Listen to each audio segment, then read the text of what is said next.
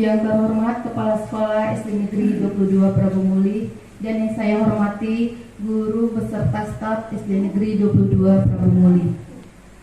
Alhamdulillahirrahmanirrahim. Puji dan syukur tak lupa kita panjatkan kehadirat Allah Subhanahu wa taala karena atas berkah rahmatnya juala kita masih dapat berkumpul di sini di ruang kelas 6 untuk mengikuti acara yang akan dilakukan oleh Ibu Lita, yaitu diseminasi penerapan budaya positif di SD Negeri 22 Prabu Muli. Salawat serta salam tak lupa kita aturkan kepada Nabi besar Nabi Muhammad SAW beserta para sahabat sampai akhir zaman. Untuk keefektifan waktu, adapun susunan acara kita hari ini adalah yang pertama pembukaan, yang kedua pengimbasan diseminasi penerapan budaya positif di SD Negeri 22 Prabu Muli, yang ketiga sesi tanya jawab, dan yang keempat penutup.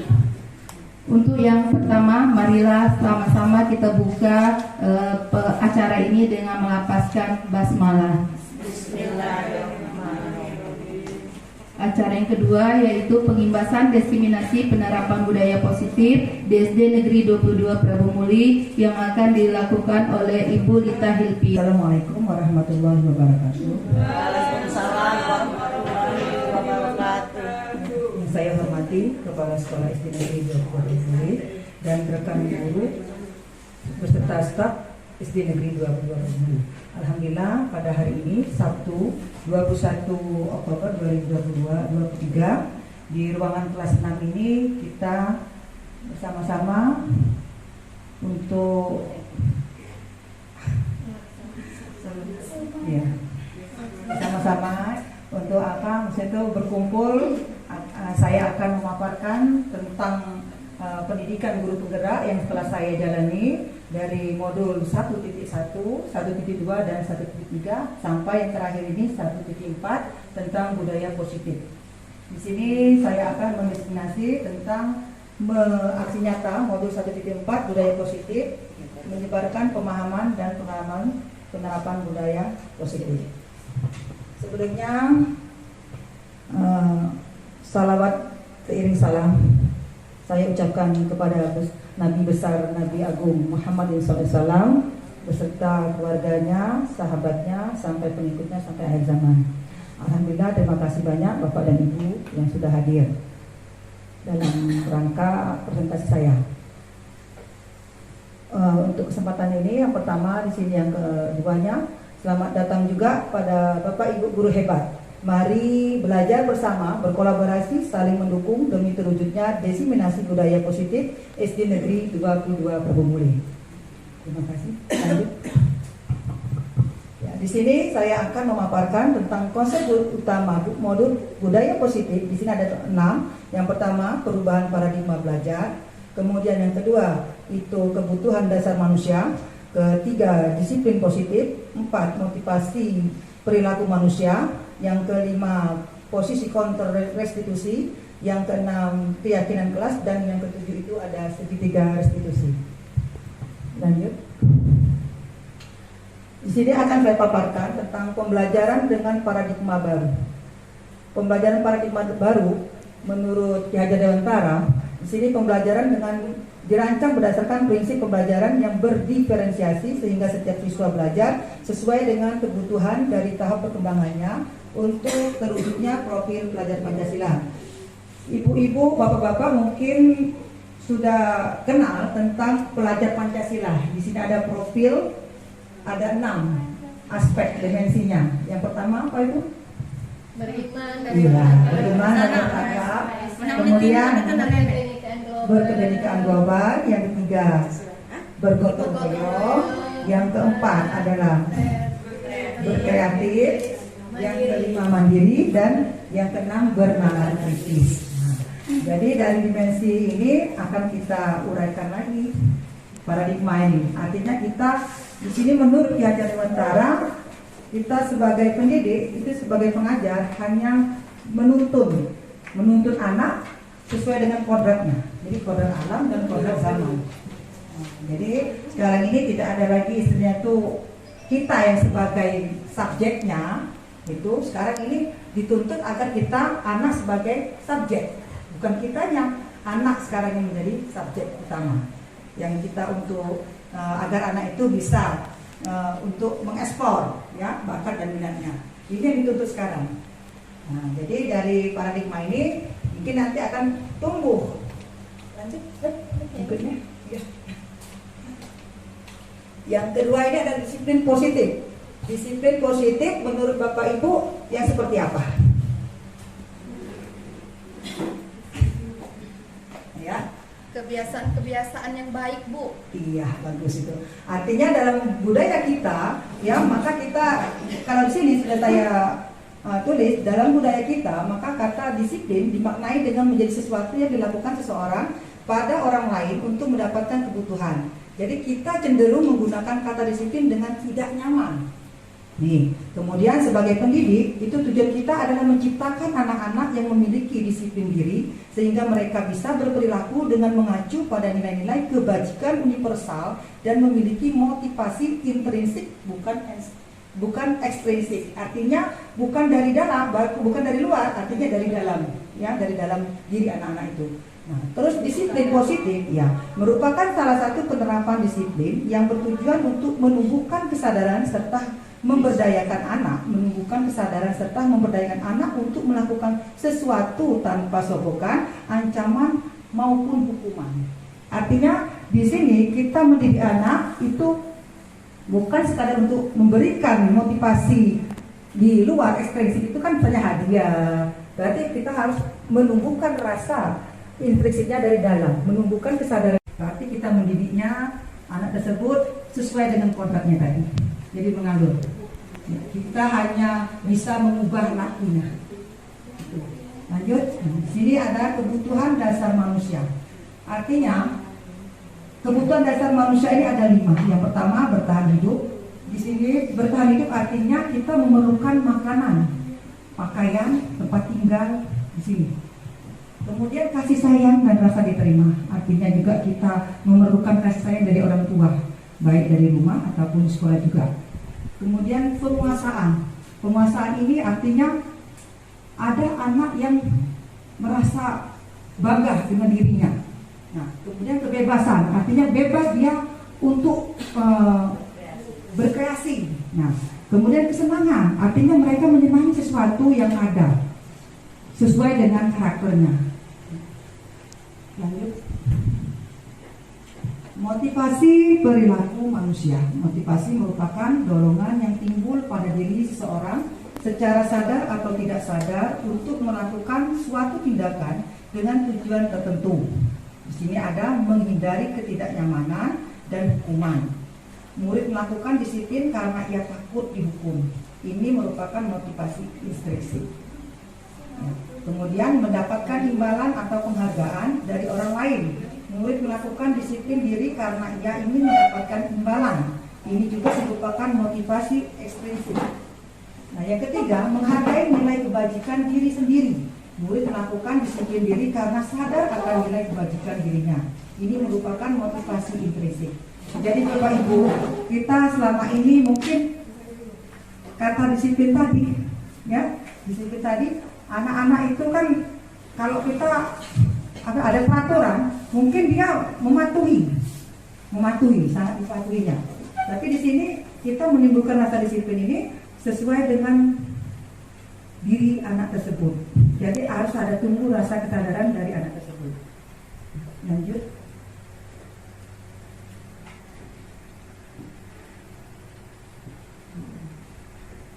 Konsep disiplin dengan identitas gagal.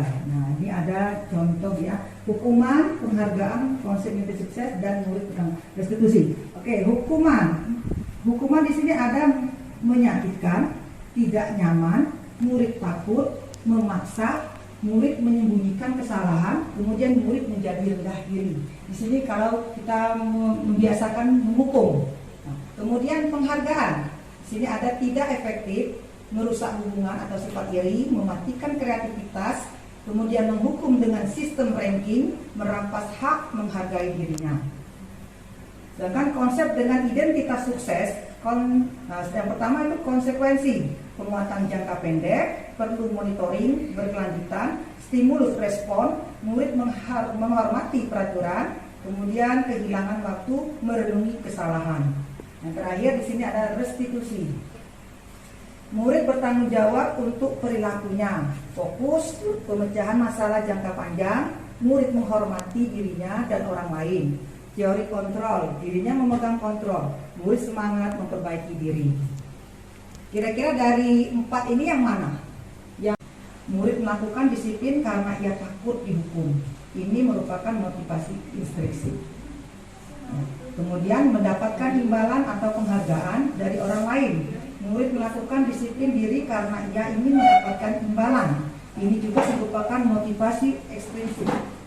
Nah, yang ketiga, menghargai nilai kebajikan diri sendiri. Murid melakukan disiplin diri karena sadar akan nilai kebajikan dirinya. Ini merupakan motivasi intrinsik. Jadi Bapak Ibu, kita selama ini mungkin kata disiplin tadi, ya, disiplin tadi, anak-anak itu kan kalau kita ada peraturan, mungkin dia mematuhi, sangat dipatuhinya. Tapi di sini kita menimbulkan rasa disiplin ini sesuai dengan diri anak tersebut. Jadi harus ada tumbuh rasa kesadaran dari anak tersebut. Lanjut.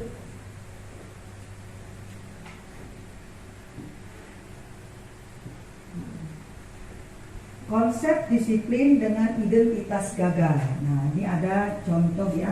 Hukuman, penghargaan, konsep identitas sukses, dan murid tentang restitusi. Oke, hukuman. Hukuman di sini ada menyakitkan, tidak nyaman, murid takut, memaksa, murid menyembunyikan kesalahan, kemudian murid menjadi rendah diri. Di sini kalau kita membiasakan menghukum. Nah, kemudian penghargaan. Di sini ada tidak efektif, merusak hubungan atau sifat iri, mematikan kreativitas, kemudian menghukum dengan sistem ranking, merampas hak menghargai dirinya. Sedangkan konsep dengan identitas sukses, yang pertama itu konsekuensi, penguatan jangka pendek, perlu monitoring berkelanjutan, stimulus respon, murid menghormati peraturan, kemudian kehilangan waktu merenungi kesalahan. Yang terakhir di sini ada restitusi. Murid bertanggung jawab untuk perilakunya, fokus pemecahan masalah jangka panjang, murid menghormati dirinya dan orang lain. Teori kontrol, dirinya memegang kontrol, murid semangat memperbaiki diri. Kira-kira dari 4 ini yang mana yang perlu diambil? Biasa kita lakukan, Bapak Ibu, yang seperti apa? Ya, itu sebagai penghukum. Kalau kita menghukum, suka menghukum kan mungkin ada terbesit di hati anak itu kan, oh ibu itu pernah menghukum. Jadi menyakitkan. Berbekas ya? Ya, terasa ya berbekas. Ya penghargaan. Kalau anak, kalau kamu bisa jawab, nanti aku kasih. Nah, itu penghargaan. Kemudian identitas sukses di jangka pendek. Nah, jadi kalau kita restitusi berarti menumbuhkan rasa bertanggung jawab pada diri anak tersebut. Jadi anak itu merasakan, oh aku harus perlu bertanggung jawab. Jadi tidak ada paksaan, jadi ada dorongan dari dirinya sendiri. Ini maksudnya. Lanjut.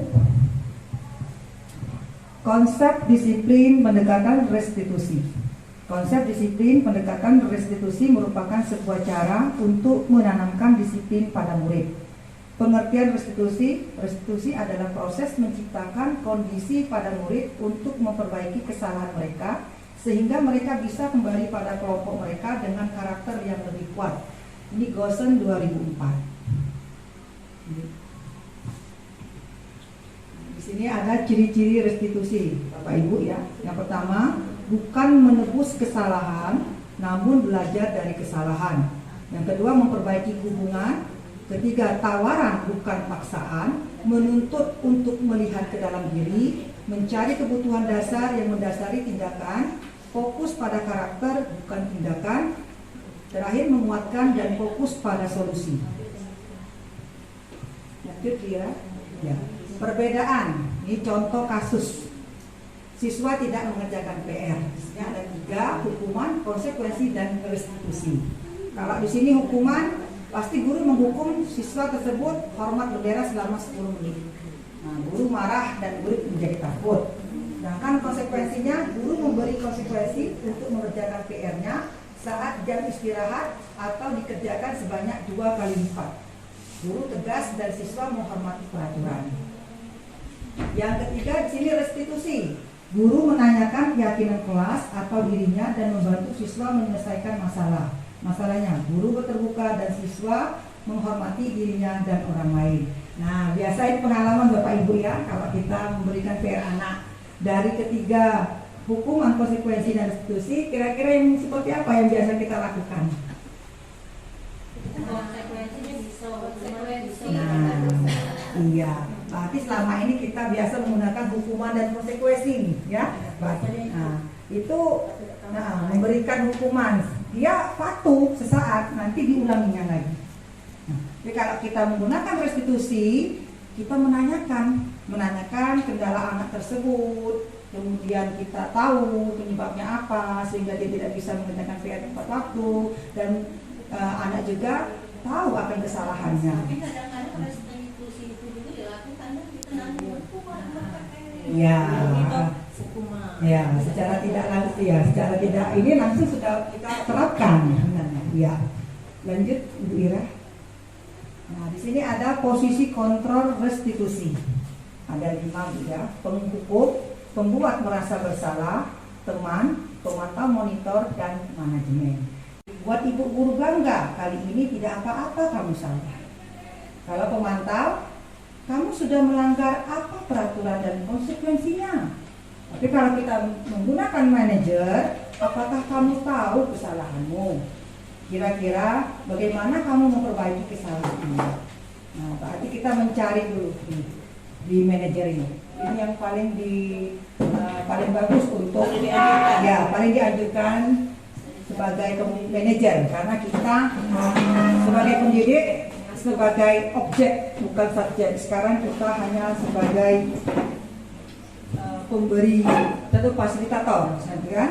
Anak yang harus menjadi subjeknya. Oke, lanjut. Di sini keyakinan kelas. Ya, Bapak Ibu mungkin ada sebagian yang sudah membuat keyakinan kelasnya. Mengapa keyakinan kelas? Mengapa tidak peraturan kelas saja? Ada dua pertanyaan. Yang pertama, mengapa kita memilih peraturan tentang penggunaan helm pada saat mengendarai kendaraan roda 2 atau motor? Apa Ibu, Bapak Ibu jawabannya? Ya, Keselamatan ya, diri pribadi. ya, keselamatan. Oke. Terus, mengapa kita memilih peraturan tentang penggunaan masker dan mencuci tangan setiap saat? Jaga kesehatan. Iya, menjaga kesehatan. Artinya kita tahu, oh, kalau untuk menggunakan helm itu keselamatan, mencuci tangan itu adalah kesehatan. Jadi kesehatan dan keselamatan. Maka dari sini, dari peraturan kita bisa menjadikan keyakinan. Lanjut ya. Nah, ini saya sudah menerapkan di kelas.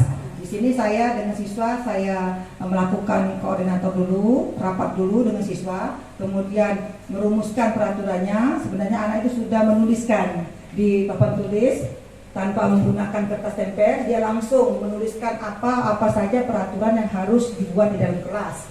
Nah, kemudian dirumuskan, ya, dituliskan kembali dari apa-apa yang anak buat tadi, kita jadikan satu. Oke, lanjut aja itu ya. Udah. Keyakinan kelas 5. Di sini saya ambil ada 5 poin dari anak-anak tadi. Kedisiplinan, saling menghormati dan menyayangi, mandiri, bertanggung jawab, serta menjaga kebersihan. Ini dari poin keyakinan yang sudah dirumuskan bersama-sama dengan anak-anak di kelas. Bagaimana pembentukan keyakinan kelas? Nah, di sini ada lebih abstrak dari peraturan. Kemudian berupa pernyataan universal, dibuat dalam bentuk positif, sedikit saja agar mudah diingat, sesuai dengan kondisi kelas dan sekolah agar mudah diterapkan. Semua warga kelas atau sekolah dilibatkan saat membuat keyakinan kelas. Jadi artinya Bapak Ibu, kita sudah ada sebagian di sekolah kita ini sudah ada kelas-kelasnya yang sudah membuat ya. Mungkin yang belum buat nanti kita bersama-sama untuk membuat keyakinan kelas sehingga sekolah kita ini mempunyai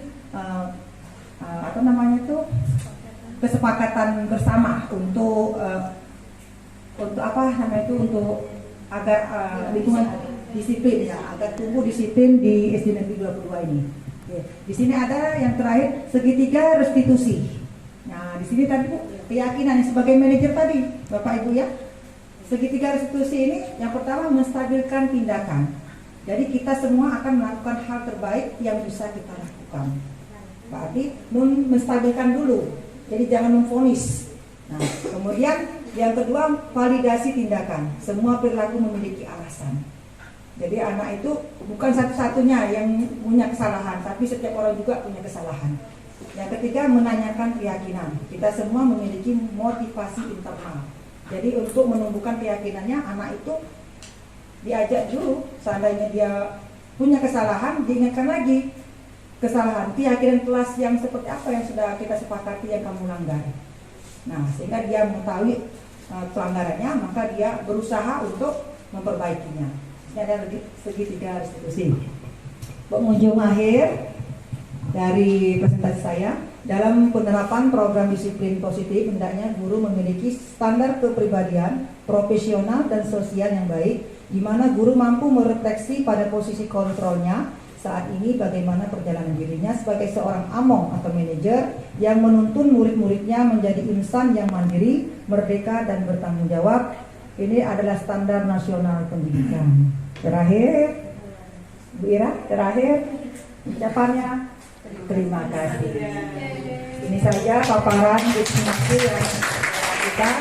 Jadi yang gunanya kepada Allah saya mohon ampun. Bila ada kata saya mohon maaf. Wabillahi taufiq wal hidayah. Assalamualaikum warahmatullahi wabarakatuh. Pada Ibu Lita Hilpiana yang sudah mengimbaskan diseminasi budaya positif untuk kita semua. Semoga kita semua bisa menerapkannya di kelas kita masing-masing. Insya Allah. Amin. Yang ketiga yaitu tanya jawab. Karena waktunya terbatas, jadi kami batasi 10 menit untuk sesi tanya jawab ini.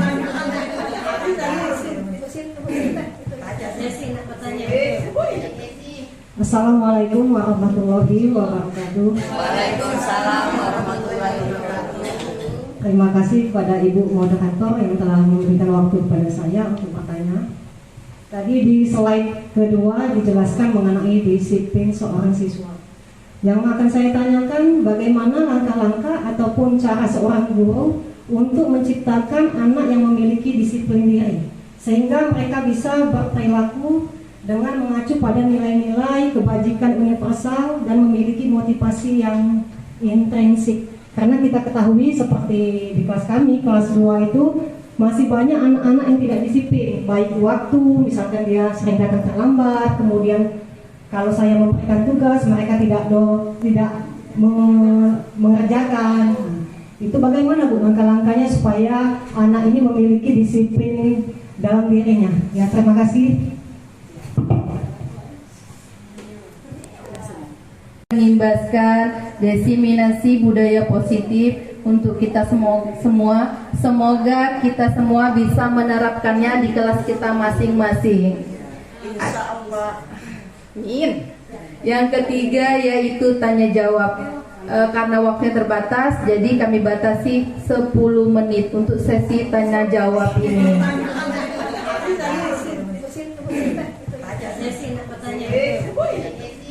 Assalamualaikum warahmatullahi wabarakatuh. Waalaikumsalam warahmatullahi wabarakatuh. Terima kasih kepada Ibu moderator yang telah memberikan waktu kepada saya untuk bertanya.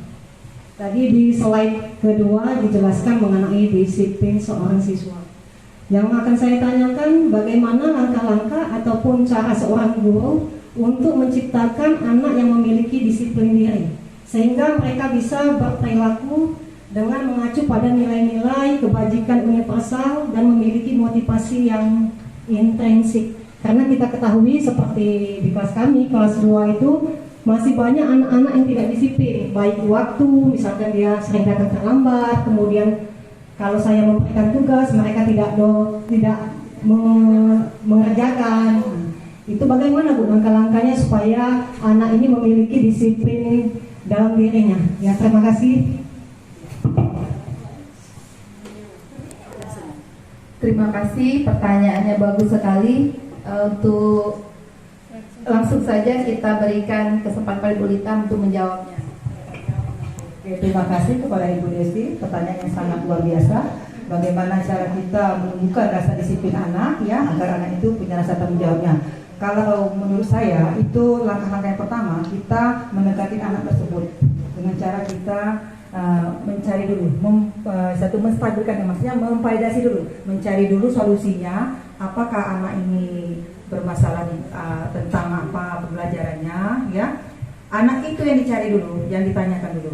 Bila tidak sama anaknya, nanti kita panggil orang tuanya dulu, kita cari dulu alasannya, baru nanti kita tentukan bersama.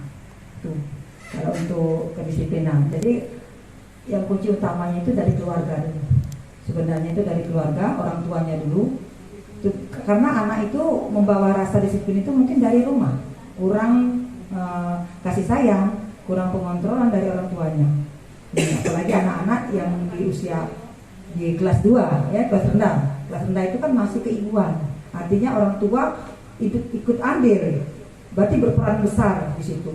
Jadi kita solusinya itu anak itu, ya, kalau di sekolah orang tua itu sepenuhnya melimpahkan sama guru, sama sekolah bahwasanya. Padahal tidak. Sebenarnya kerjasama orang tua siswa dengan guru dengan sekolah itu harus ada satu kesatuan. Jadi harus ada kesepakatannya. Dengan begitu maka proses pembelajarannya kita akan menjadi baik. Anak merasa disiplin dengan apa? Dengan aturan. Tapi kalau pakai aturan itu sebentar saja dilakukan, nanti diulanginya lagi. Kalau saya pendekatan dulu sama anak tersebut, diajak berbicara, pendekatan secara personal. Iya. Dengan adanya kesepakatan kelas. Iya. Kalau di kelas sekarang ada kesepakatan, maka dibuatlah keyakinan kelas tadi. Maka kita cara membuat keyakinan kelas tadi, kita kasih kertas untuk anak. Tapi kalau ini anak yang sudah bisa nulis, ya, dikasihkan. Jadi apa? Anak-anak kita hari ini akan membuat keyakinan kelas atau untuk kesepakatan kelas. Tapi apa yang akan kamu tuangkan? Coba apa? Tulis. Nanti anak-anak tulis di buku itu, di kertas ada tempel. Atau kalau tidak ada kertas, silakan pakai spidol satu-satu, ditulis di papan tulis. Jadi apa keluh kesah mereka untuk mendisiplinkan ini untuk di kelas agar dia ada rasa tanggung jawab pada dirinya. Tuliskan. Nah, saya itu seperti itu di kelas kemarin seperti itu. Kalau tidak ada kertas, maka saya manfaatkan spidol, anak-anak satu-satu menuliskan. Jadi kemudian dari penulisan tersebut nanti kita lihat ada yang persamaannya, nanti dituliskan. Oh, ini yang kedua. Nah, ya.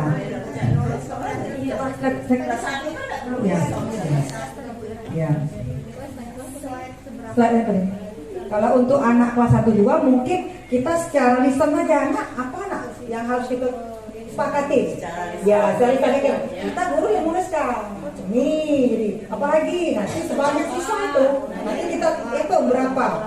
Ya. Di sini saya ambil secara garis besarnya tentang kedisiplinan. Ini kalimat yang simpel saja, tapi kedisiplinan di sini artinya luas. Bukan hanya kedisiplinan saja. Artinya di situ disiplin dalam berpakaian, disiplin dia dalam pembelajaran. Kan ada, Bu, kalau saya ini mau bertanya saya angkat tangan dulu. Ya benar, Bu. Pelajaran di situ kedisiplinan. Bu tidak makan di dalam kelas waktu belajar. Bu tidak, saya tidak berbicara di dalam kelas. Ini benar itu. Nah, tidak boleh makan. Berarti apa? Kalau kita ini kan tidak boleh makan. Jadi anak dilarang makan pada tempatnya. Bukan tidak. Sekarang kalimat yang itu menjadi kalimat yang efektif. Jadi, tidak boleh menggunakan kata tidak. Jadi dilarang tidak. Makanlah pada tempatnya. Jadi, tidak boleh buang sampah. Buangnya sampah pada tempatnya. Jadi seperti itu kalimat-kalimat untuk keyakinan kelas. Yo, tidak boleh menggunakan kata-kata negatif, harus positif. Jadi anak yakin. keyakinannya itu harus ditumbuhkan. Ya. Terus diingatkan terus itu. Seperti ini bukan di kelas ini sorokan itu laci meja itu anak-anak suka kan buang kertas nanti bekas makan. Nah, apa itu kata-katanya? Buanglah sampah pada tempatnya. Jadi anak tahu kesadaran kan, diambil, pungut, buang. Dan Itu. di dinding ini perlu juga ada tulisan bahwa sampah pada tempatnya. Ya. Kalau di kelas itu makanya dengan ada keyakinan kelas tadi maka dipajang gitu. Di mana diletakkan di kalau di kelas kan paling yang bagus di sini. Jadi di begitu dia Hah? Di luar di sini ya bisa juga ya. Kalau sini juga bisa. Jadi yang nampak jelas anak ya keyakinan itu jadi tahu dia. Kira-kira seperti itu Ibu Desi bisa.